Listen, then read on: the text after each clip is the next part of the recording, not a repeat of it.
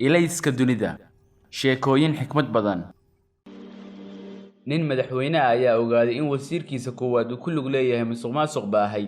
waxa uu amar ku bixiyay in wasiirka oo dharla lagu xiro meel fagaara ah kadib jirkiisa oo dhan malab la mariyo. markiiba waxaa weerar ku soo qaaday xayn shinni ah, waxa ayna isugu dareen qaniyo iyo dirid. markii ilaalada goobta ku sugnaa ayna siino aadeen, waxaa wasiirka u soo dhawaaday xoghayihiisa si uu cayayaanka uga cayriyo. wasiirkii ayaa diiday kuna yidhi, shinnida aad aragto oo hadda igu xoonsan way iga dharagtay.